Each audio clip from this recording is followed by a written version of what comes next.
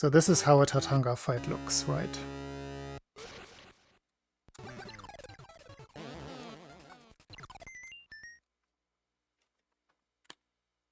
So let me take a screenshot of this real quick, because this is totally gonna make sense.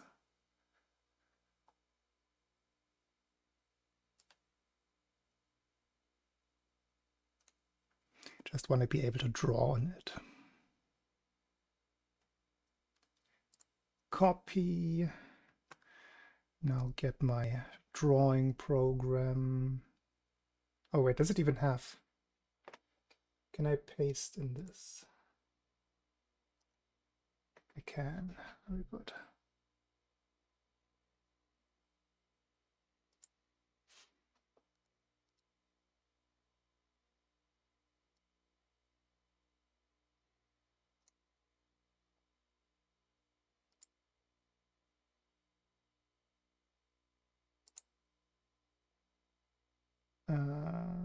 Does this window go away?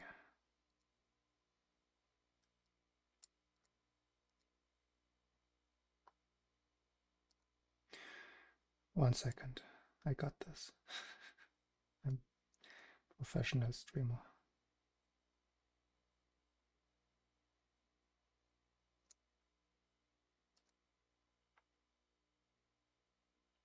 Okay.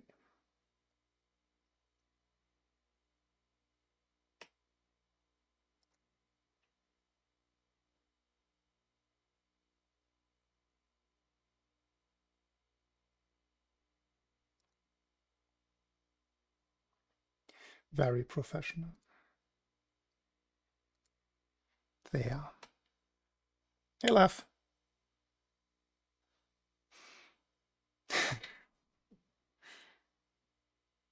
Haha. This is gonna be some ace attempts. I think last stream I forgot to... Well, I forgot, maybe I wasn't even able to anymore. Because Jubalu redeemed the attempts and I didn't see it. How do I draw on this? That's the one thing I haven't prepared at all. Highlighter, eraser, pencil. Ooh. So, do we have colors too? That would be great. Probably there, red. This is correct. Undo doesn't undo. Not good. Undo. That one does. Good. I haven't gotten it myself. Zap is the only one who has ever actually gotten it. So nothing new on that front. But I can share a... I can share a Lua script for BizHawk with you that at least tells you if you have the correct setup. No. There's no help. There's just suffering until somebody joins you. I actually tried it yesterday because I had an appointment yesterday and I tried it on the train. That was fun to do. Fun train interaction. Okay, anyhow. So let's explain the Tatanga practice ROM before we start with Tatanga proper.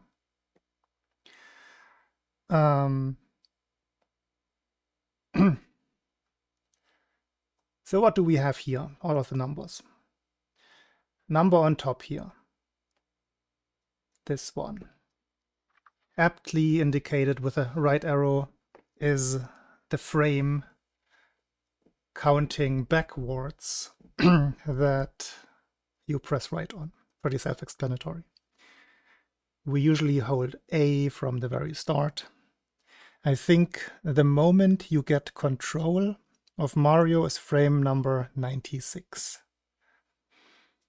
This is all in reference, by the way, to a cycle that is for Tatanga's horizontal shot. Horizontal. Does it have an equal? Not yet. This is something I would have to do with with plugins. I have background removal installed, but haven't tried it out yet. Okay. So that's just the reference we have here for this fight, mostly, is this timer for Tatanga ticking down. And that's going to be important for the end part where we have the cooldown column there. So we start, basically, we get control of Mario at frame 97 or 96. And in this case, I wait for 14 frames until I press right. So that is that number explained.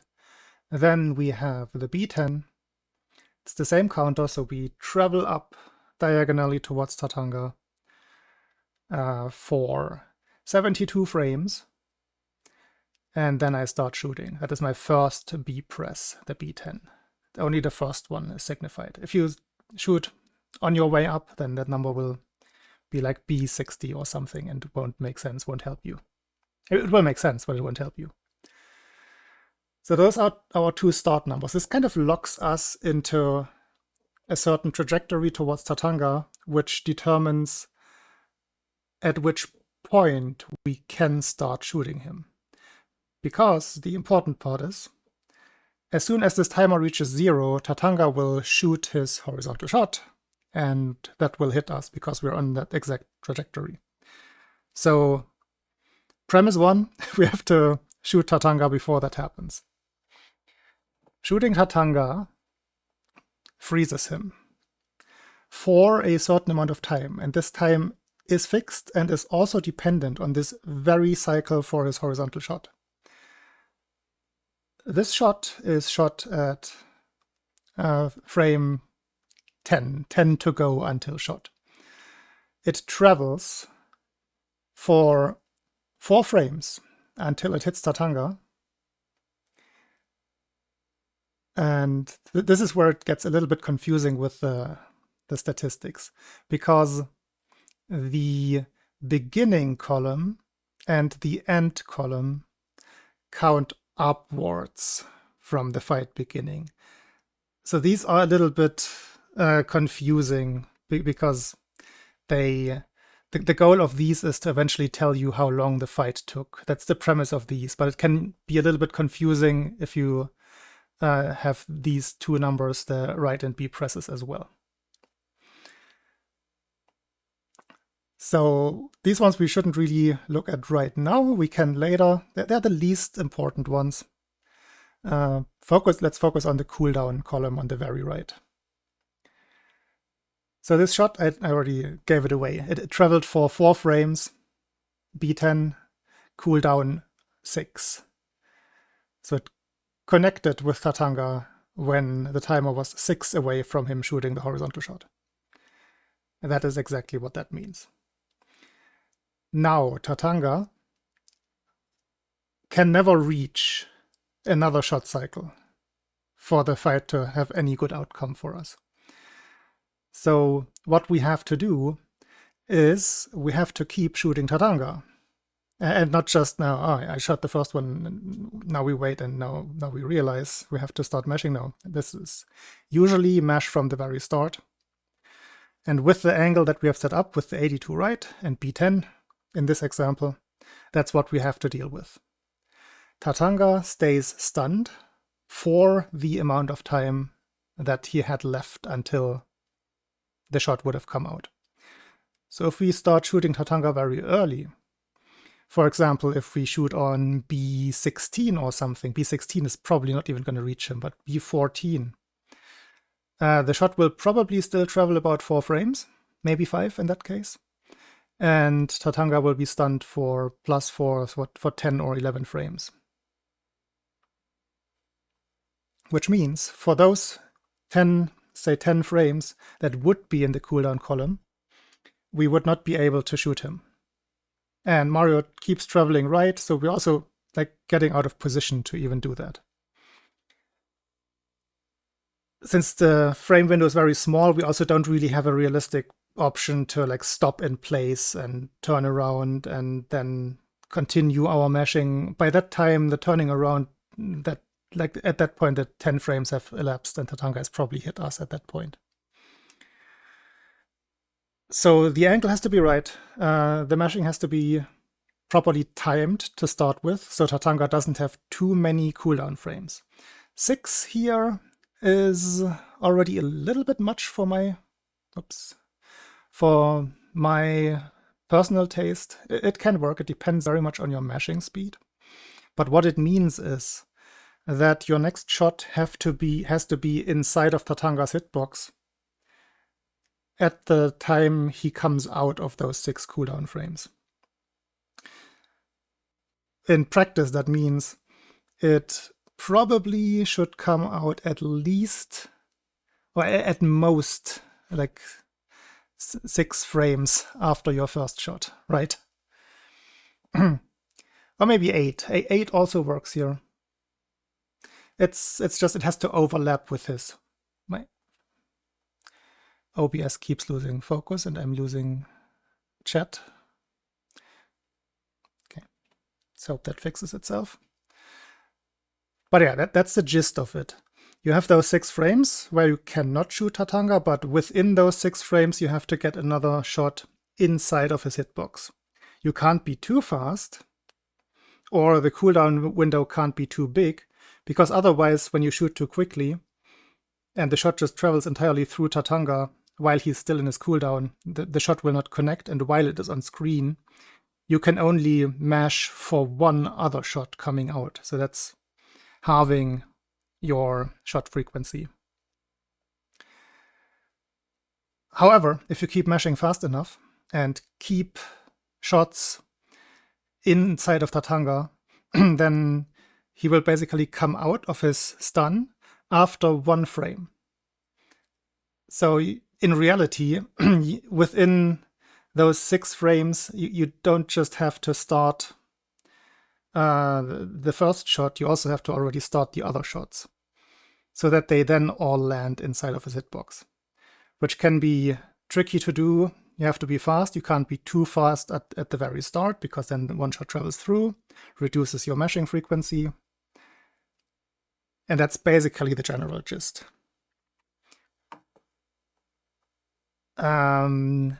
Let's just briefly explain like the rest that we see here. The beginning and end frames I mentioned, these start from the beginning of the fight. They're just a counter upwards and tell you how long the fight takes. They tell you the beginning, obviously, when you start shooting, when the shots appear on screen, so to speak, and the end portion is when they disappear. Ending means they either leave the screen to the right without hitting Tatanga, they despawn, or they hit Tatanga. That is also an ending. So the first one hits Tatanga on frame 92 from the beginning of the fight. Second one connects 5 frames later. There's something going on with this particular OBS version that I'm using now that actually makes me lose focus. Or is it just... I don't know what it is. Just keep losing focus. Well, it goes into the background. But yeah, the shots connect on frame 92, 99, so 7 frames later. Then the next one, 1 frame later. And if you keep shooting Tatanga, the gap in the end column should always be 2 frames. He comes out of his stun for 1 frame. 2 actions can't happen on the same frame in this game. So the getting shot gets delayed. So he gets shot on, like he gets out of his stun frames for 1 frame, but he can't shoot on that frame because you already have a shot there. The shot takes precedence. The shot connects the next frame, so a 2 frame gap each time. When I actually switch to my Tatanga controller and show you how that looks with a couple of more shots connecting, but it should mostly be clear. And then we can also see some other symbols, and then I can get to To complaining? No, to explaining them.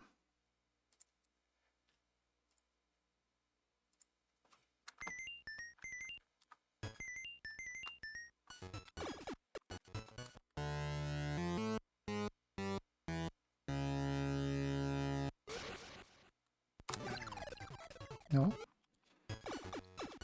Not like that.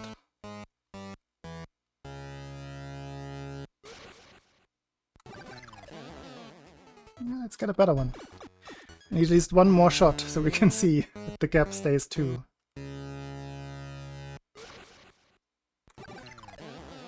That's a good one to show.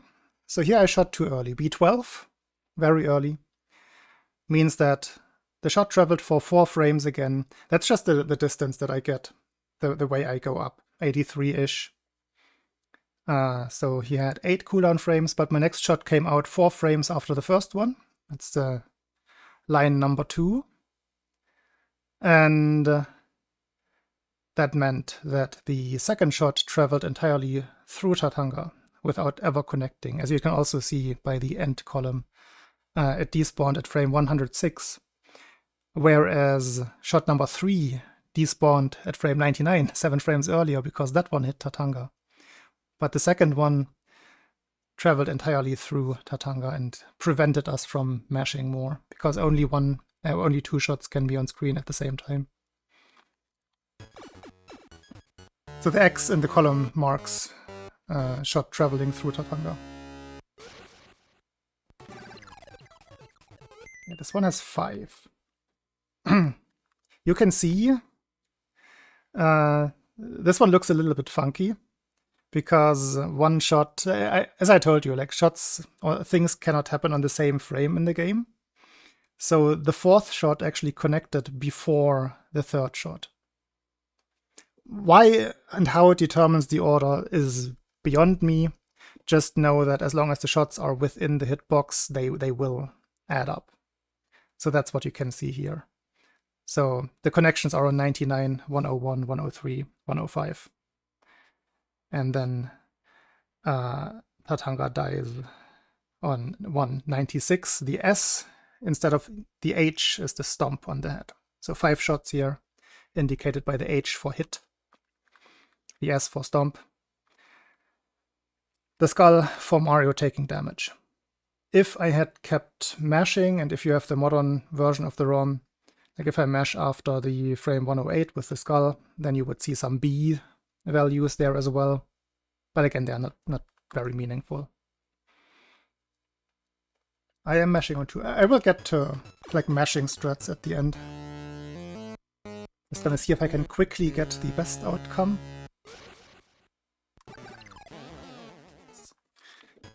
Might be a little bit too ambitious right now without warming up my fingers at all.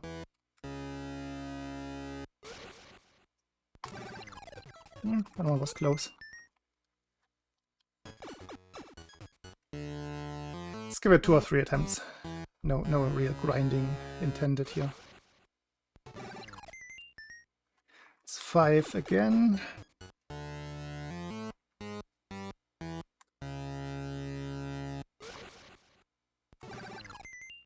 It's 5 again. Ah, that one was very close to actually getting it. Last one.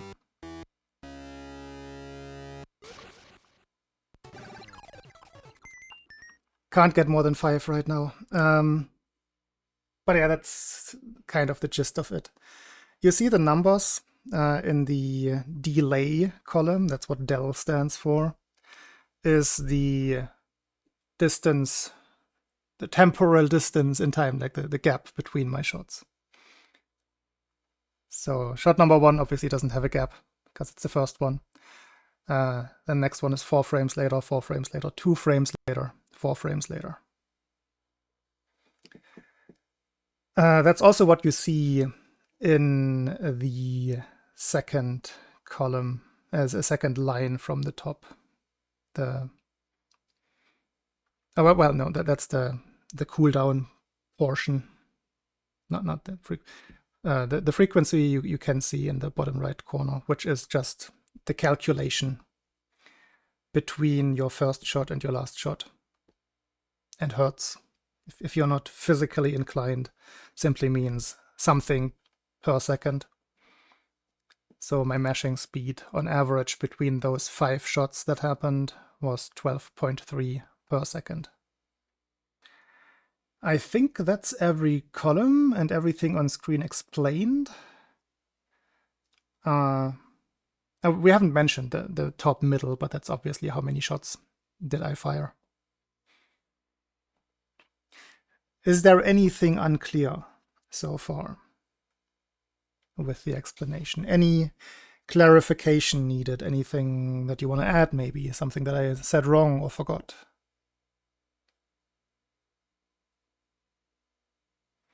The B value, if it ever happened. Oh, do you mean the B value in the top beast?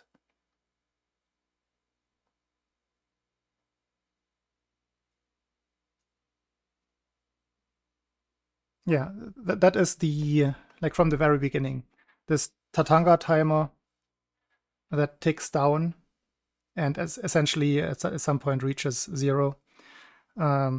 That is the frame on that countdown that I start mashing shot on. So I hit B 8 frames before Tatanga's timer reached 0. The shot traveled for 3 frames here because I started shooting later, so I was closer to Tatanga. And it hit Tatanga on 5. So the 8 and the 5 in the cooldown are related. Ideal values. So different people will tell you slightly different things here. My preferred range, personally, is 82 to 84. Preferably the even numbers for me, because with the speed oscillation and just how the game determines, I suppose, the trajectory. On the even numbers, the approach of Mario is a little, to go in this direction to make it line up. Like with an even number, the approach will be up and then very snappy diagonally. Whereas with an odd value, it will be a little bit rounded. It doesn't matter, really. It's just a visual thing for me that I do better. I feel more confident when I get the more snappy animation, so to speak. You can go a lot later. Just note that the later you go, the smaller the cooldown window, like the later you will arrive at Tatanga. So the initial cooldown will be shorter, which means your mashing has to be faster the later you go. I can show you that quickly. We can go as late as 76, I believe.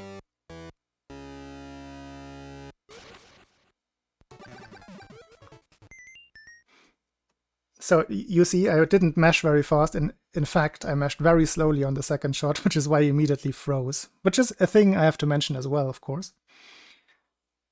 But yeah, here he only had 3 cooldown frames.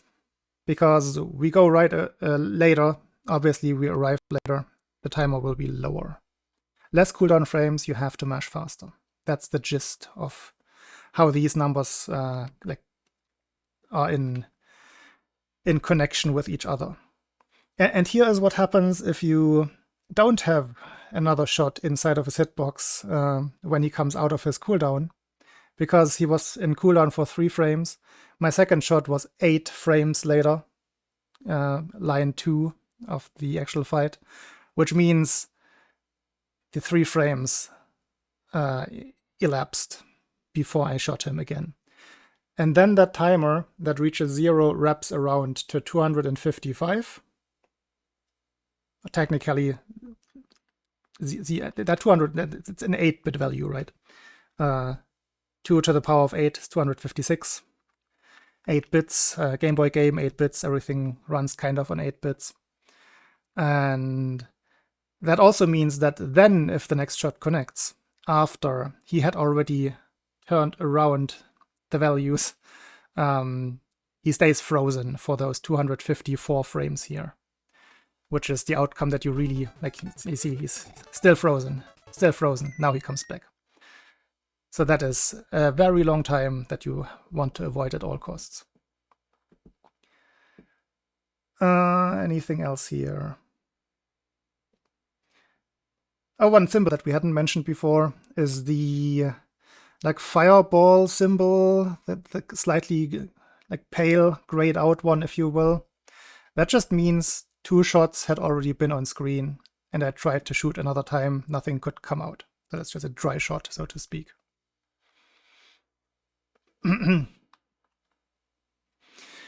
Mashing speed matters in terms of what strat you should go for in terms of when you go right. Yes. Jubilu, for example, with his fancy, we're going to get to the different mashing strats, but with this fancy strat, that is kind of hard to make the buttons actually actuate. But once you get that to work, it can be very fast. So for his strat, this approach is the ideal one. Because what this also does is there is an option, like this is a little bit out of the, like this is very far field. This is the extreme optimization of the fight, because you can actually make Tatanga despawn at the top while shooting him still.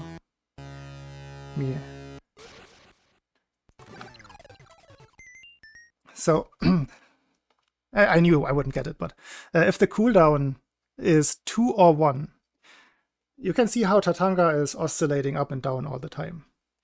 The 2 and the 1 coincide with him being at the highest position in his oscillation. If you kill him that high up, then he will actually despawn once he is shot to death, which saves the entire time that he would otherwise take to fall down the screen. Big time save, like 2 seconds-ish. Very hard to do because you have to have very fast mashing.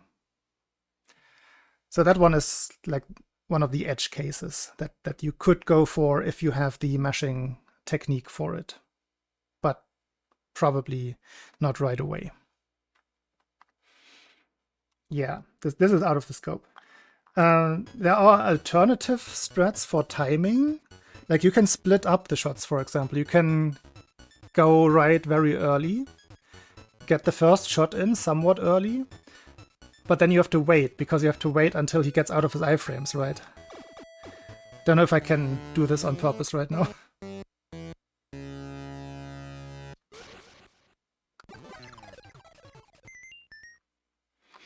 Bad example. Just gonna try to show a couple of versions here. Too slow. I unlearned reaction time, let's just phrase it like that.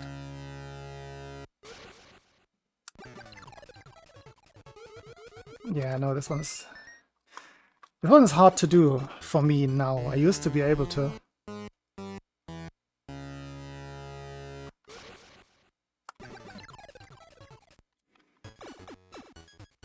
I want to go on like 90. No, too early. 3 more attempts. If I can't get it, I can't get it.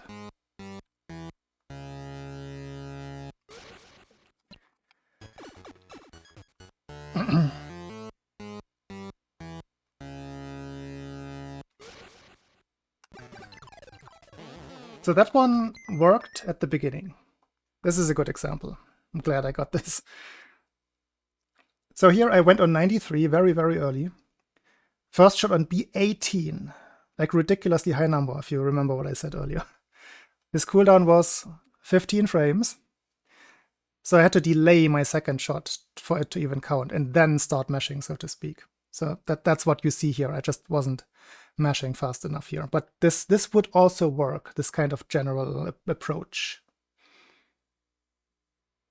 Some people actually specialized on this. If you look at Jacob's runs, he uses this kind of strategy. I don't know, maybe he's still called Ninja SRC on speedrun.com. That guy, the one that I did the 2-player, 1-controller run with. Whatever his username is on speedrun.com. If you want to check out this general strat, check out his run. His runs in general. But this one is just a JDog. Yeah, with several Gs, I believe.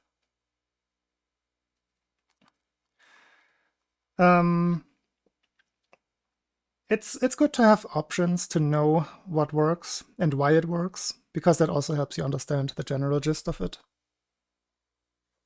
Yeah. But I wouldn't generally recommend it unless you have like actual big trouble with the other, like more simple meshing strat. Beat Warrior, very different category. Okay, let's quickly go over different meshing strategies. Hey, Chubaloo. So, with the... This is the time where I notice that my hand cam has the wrong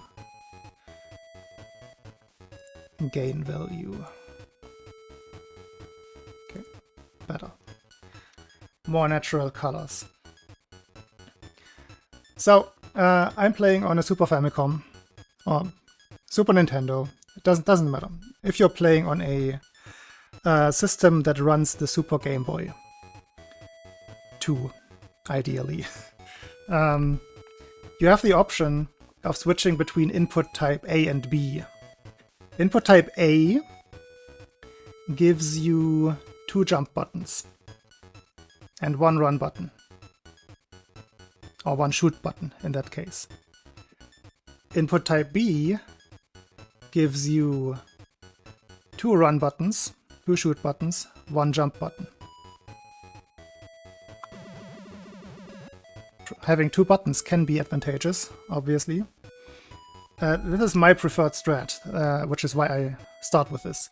So what I do because you don't just have to mash, but you also have to do other things like going right and managing your height by going up and down with the A button. What I do is I flip my controller 90 degrees, put my thumb on the right button of the D-pad, put my index finger on the jump button, the float button in this level. That also already gives me a nice way to hold the controller in general, to stabilize it. But then I also put it on my knee to have more stability, and as soon as I get up, I mash with both buttons alternatingly. One thing to mention is you cannot, like if you overlap presses, the second one will not come out, as you can see here. So they have to be separated in time. You have to have the one button released when hitting the other one in order for it to actually make a difference. That is one way to do it. It can be a little bit like cumbersome or difficult to get used to a different grip like this. You can try to find something that works for you if you choose to use this strategy. Because this works on the Super Game Boy 2 and 1 as well, but nobody should run on 1. Unless. We also allow this to be used on emulators, this kind of functionality. Mapping 2 buttons to shoot, basically. It's also possible on the other, the bigger official platform, the Game Boy Player for the GameCube. In that case, it's a little bit more involved. You can connect a second controller to the GameCube, like for example a GBA SP. And you could try to maneuver between the buttons of 2 controllers there as well. Technically possible.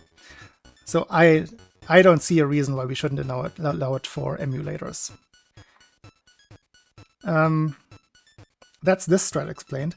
What I used to do in the past, but which is like you have to have a very good like thumb mashing for this, and I probably can't even do it anymore. Like what I actually used to do was just do the Tatanga fight with my standard grip. There's no way I can still do this.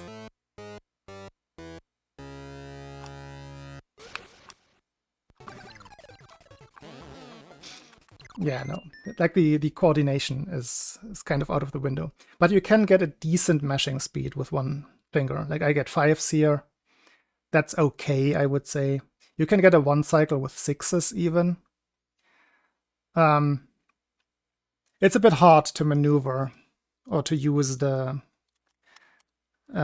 jump button at the same time, like release at the correct point while mashing. It's a little bit awkward, I would say. It would be faster by a little bit, yeah. I did the math. The 2.4% difference, like broken down to single frames in the game. Like if you say, isn't like a frame perfect jump much harder on SGB1 because it takes so much longer, you are well within like 2.4% of 0.016 seconds, right? That's what we're talking about in terms of frames. You are well within like the just human inaccuracy there. So in theory, is it a tighter window? Yeah, but does it matter in practice? Not really, because you're within the margin of error for human inputs anyway.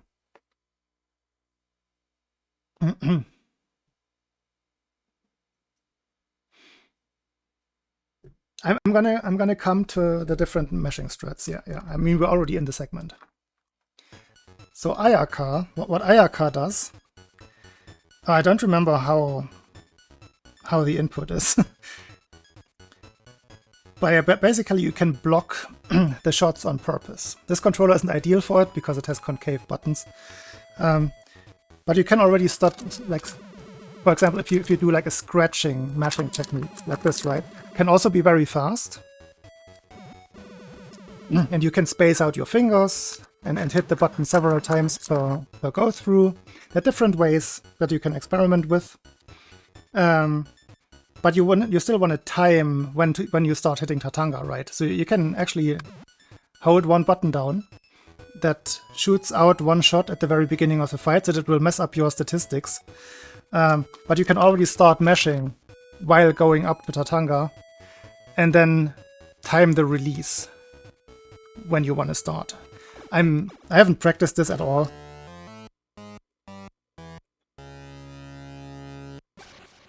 No, I should probably also hold A.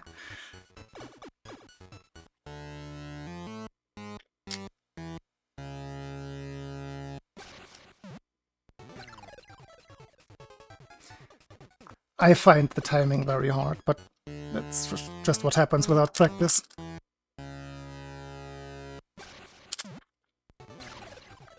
I'm releasing too late.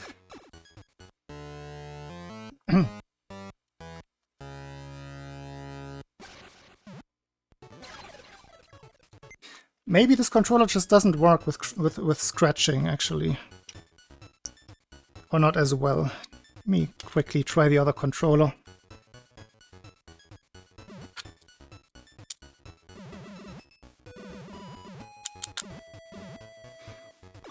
Might just be that I'm doing the inputs dirty. I was holding A, I swear.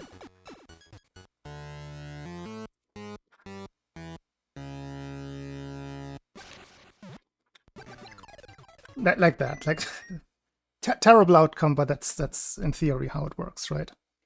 If you're good at the scratching, which is just something you have to practice, then that could work. Ayaka has another strategy. I think this is also close to what Chubalu used to do at the beginning. Like, you can try, depending on how your buttons react, on how spongy or clicky they are, you can try doing something like this. Like on the edges of the button, try to... Like sometimes I can get quite fast inputs out of this. But for me it's inconsistent. But that's another way you could try mashing on one button with the holding strat combined. That's one way to do it. You can also do something like this if you don't want to do my piano mashing. That's another thing to consider. General, if you don't want to switch to type B for the fight, this is a good one-button strat.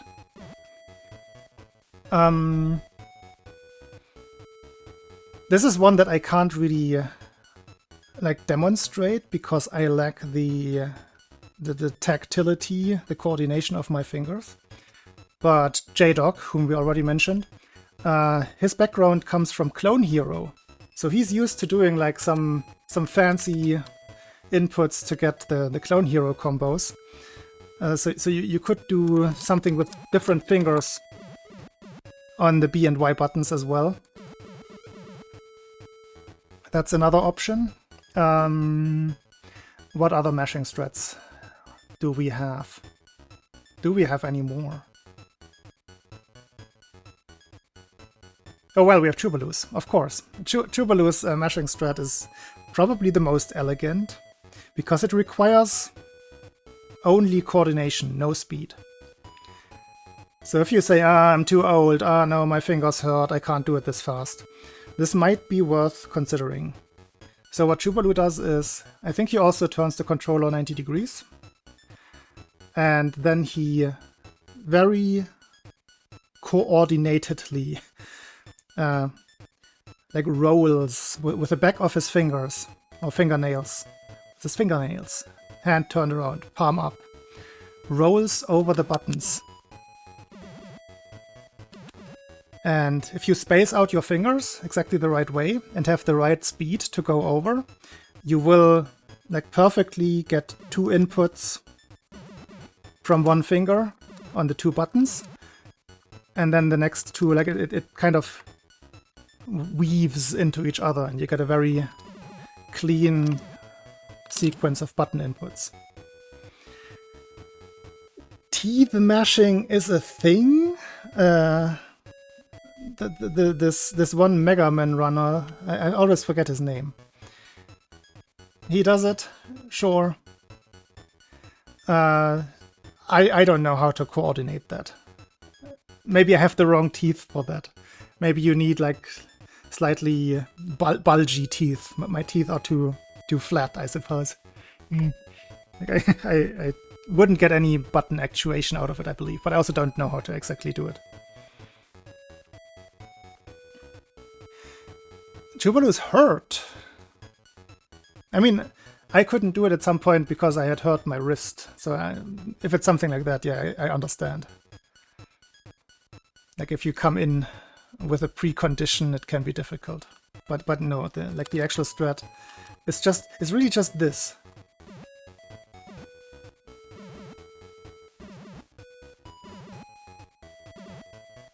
It's a very smooth motion. It's not fast. The spacing of your fingers is important. You have to figure out how speed and spacing correlate with what the game allows for not overlapping the shots.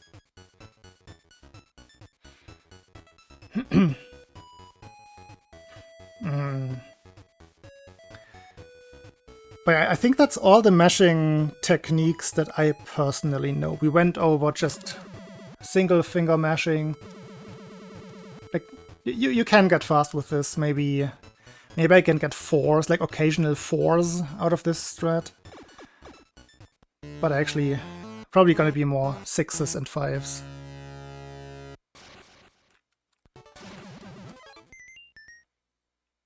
There's a 5 that I probably just held the button on the 12. Again, this controller is also not great for mashing, so it's kind of whatever. Yeah, no, I'm not getting good numbers out of this. I'm holding down the button and overlapping a lot there because I'm trying to go super fast and just can't. I haven't practiced this.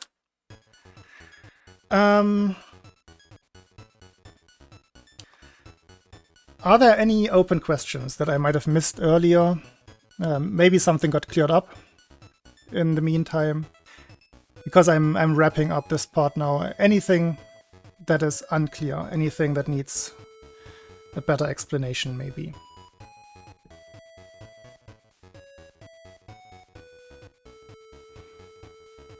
I can give my general like recommendation of what to start with, which is have a clicky controller. That's like a precondition. This one is a little bit, you can see the Y button sometimes doesn't go through. So having a clicky controller, I would say, helps in general. You have plenty of time at the start of this level to switch controllers. And you have enough time after the fight to switch back. That is what I do. My personal recommendation is my own strat, obviously. Again, my window is go right on 84 to 82. For me, that works best. You can widen the gap to 86 from 86 to 80. It doesn't change that much in terms of your timing. You just have to be aware that you will reach Tatanga at a slightly different point and angle with a slightly different window for when you can shoot him. And again, the later you go, the smaller the window of his cooldown becomes, the faster you have to mash. So if your mashing is more towards 5s in the column, like 5 frames time between your shots, then you should go slightly earlier, so more towards 86. If you can consistently get 4 and 5s, 82, 80 should be perfectly fine for you. What you want to avoid is getting the second shot out too quickly, so that one would travel through Tatanga and just mess with your other shots that would come out, but can't because the other shot is on screen. That's the quick wrap-up of what I would recommend. No questions from Zap, that's important.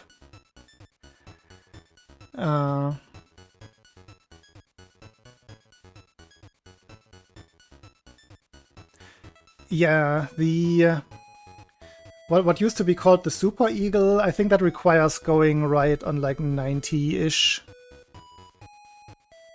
That is hard to do. That saves about 20 frames compared to the other one cycle. Like there are basically two outcomes between 4 shots and 1 stomp.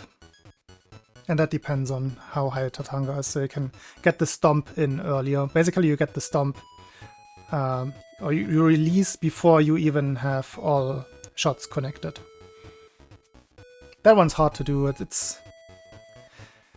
I would discourage from even trying for the early numbers nowadays. But it really depends on how the coordination of your fingers work. It can be advantageous if you have like a good way to do some strange 2-finger combination of the shots. But again, I wouldn't be able to really advise on that technique because I can't do it myself. Okay, that's that segment done. I'm gonna highlight this after the fact so we can share it in case anyone ever wants the quick explanation.